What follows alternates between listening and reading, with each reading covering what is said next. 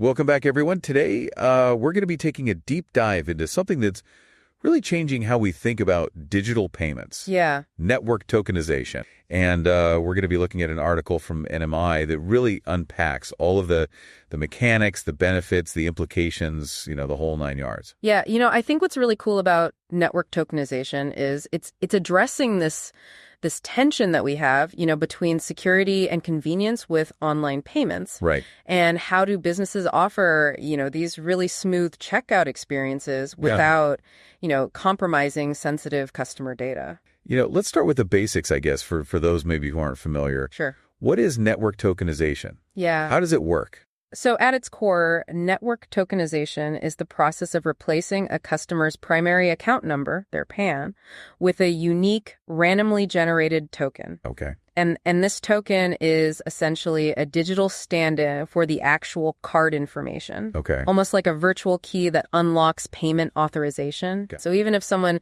bad actor gets their hands on the token, it's worthless, can't be traced back to the actual card. Okay, so walk me through how this actually plays out in a transaction.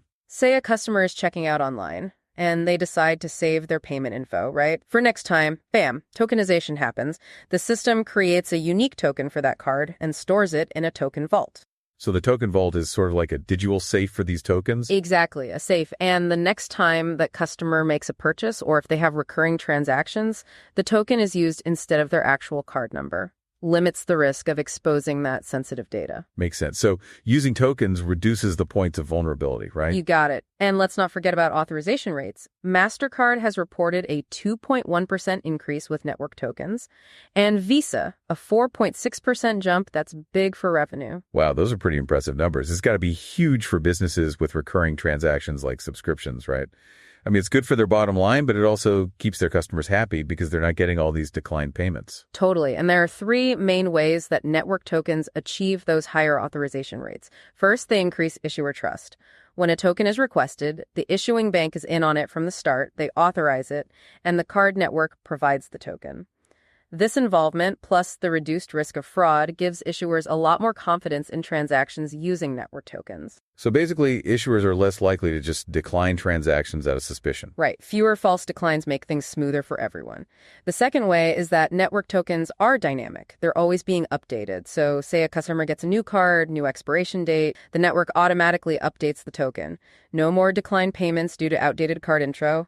Less hassle for the customer and the merchant. That's a game changer. No more chasing down updated card details. What's the third way tokens help boost authorization rates? Well, they get rid of those data entry errors. The actual PAN is replaced and stored securely, so no chance of a typo leading to a decline. It's all automated and streamlined. Less frustration for everyone. Now let's dive into another huge advantage of network tokenization. Improving the customer experience with one-click checkout. In today's world, customers expect a smooth and easy checkout, just like on Amazon. But for merchants, it's tricky to offer that kind of convenience while also keeping sensitive customer data safe. For sure. There's that whole burden of PCI compliance, and the threat of data breaches is always looming, which can get really expensive. You said it. IBM's data says the average cost of a data breach is $5 million. That's a huge risk for a lot of businesses. So how do network tokens solve this problem? They let merchants offer one-click checkout without having to store sensitive PAN data. It's brilliant. Network tokens shift that responsibility from the merchant to the network. So even if there is a data breach, the customer's PAN stays safe? Absolutely. If a hacker gets into a merchant system, they won't find any PAN data because the tokens have basically separated that sensitive info from the merchant's environment. Risk management, game changer. And how does this translate to a better customer experience? Well, for one, it makes one-click checkout a reality. No more digging for your card and typing in all those numbers every time you buy something.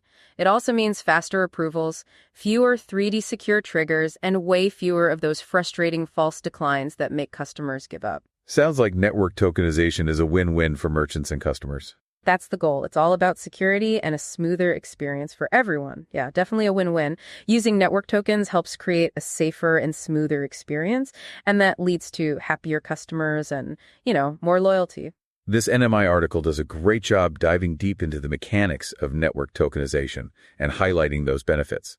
It's really more than just a security measure. It's like a whole new approach to online payments. Absolutely. And this shift is happening right now. Businesses that embrace network tokenization early on, they have a real chance to stand out from the crowd. Makes sense, especially in a market where the customer experience is everything.